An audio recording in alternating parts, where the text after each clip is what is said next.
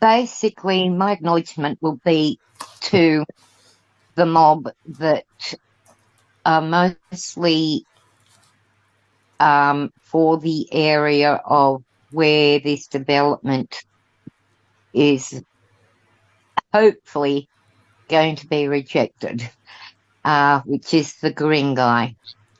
They were known in the very early days as the Broken Bay mob.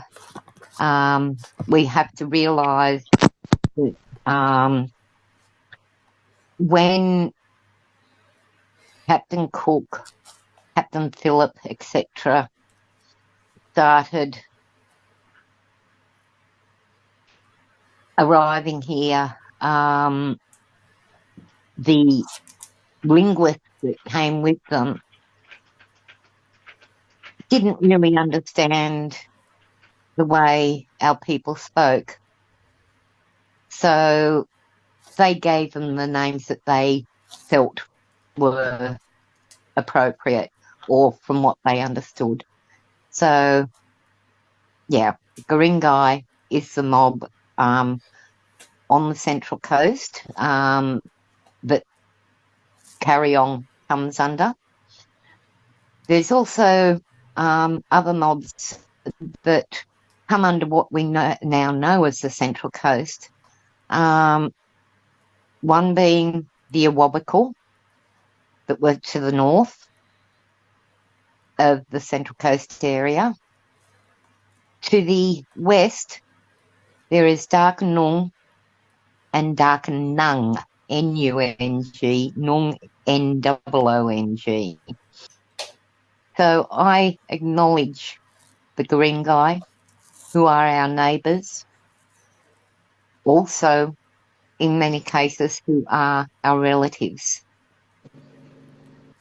They have had the duty to care for country. Caring for country is caring for our sacred sites, but also our carvings, which told our stories, which told our songlines.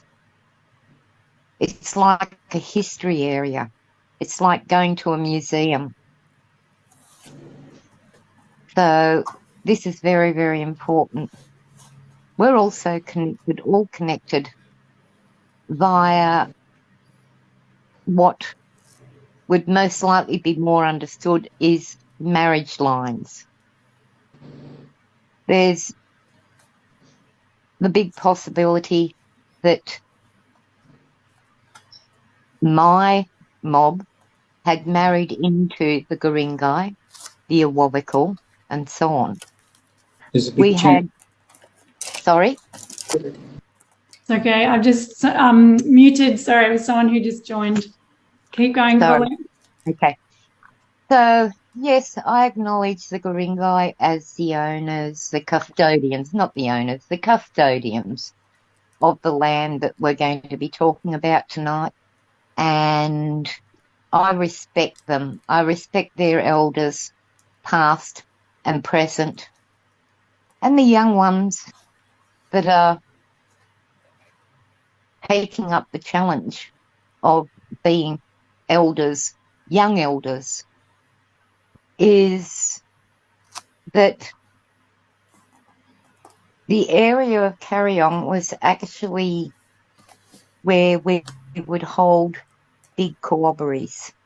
That's where mobs from other regions would travel very, very many miles to represent their mobs.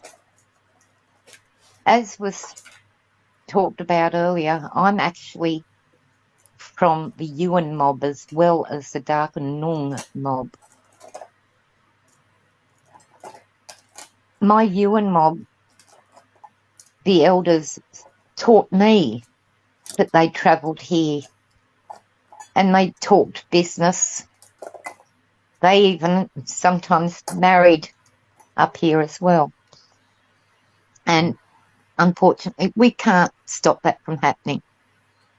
But keep in mind, what is left there now tells a very, very big story.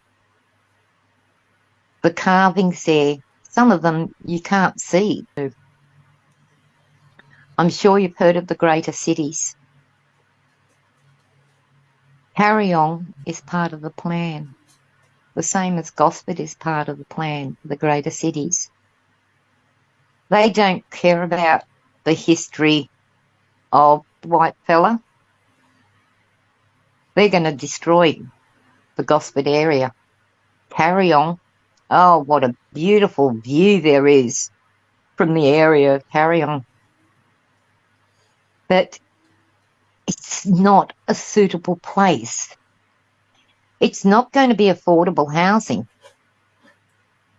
It's only going to be housing for the people who can afford to pay for those beautiful views. We can't allow this to happen.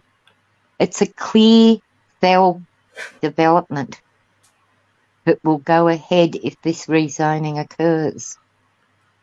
I know myself and others will still fight if the rezoning happens. And I'm so happy that we have had non-Indigenous people unite with the Indigenous of the area to protect this land.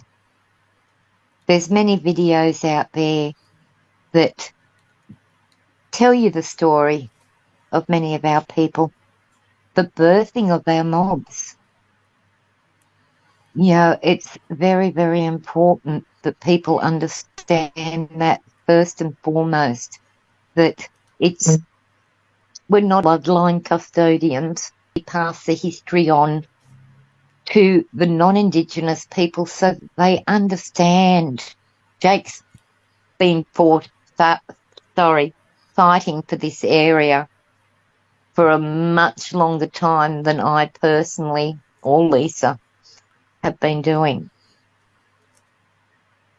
He knows a very lot about this area. So please listen to him. You know, there's so much to learn.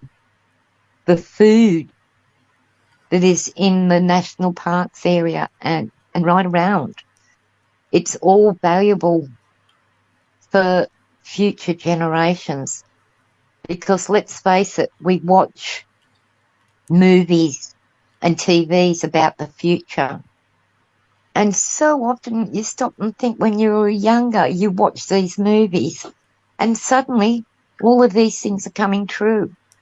Everything is being destroyed. We have a warning going out at the moment from mob who speak with our ancestors, and our ancestors speak through us. There's a warning at the moment. Those who will awaken will strive forward in protecting our earth. Those who do not awaken will be lost forever. It is a time now that all unite. As I said again, not just the Indigenous, but all non-Indigenous who are prepared to work with us and join with us. They've had a lot of land given to them by the governments,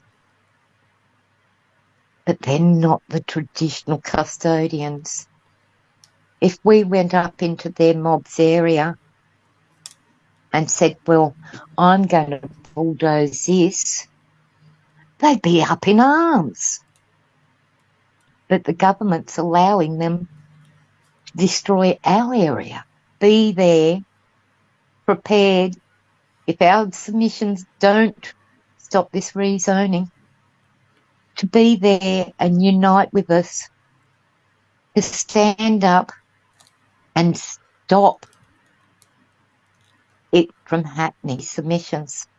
And I do ask you, after listening to an Indigenous person's point of view, that when you put your submissions in, you include that you have spoken with or listened to the traditional custodians of the area,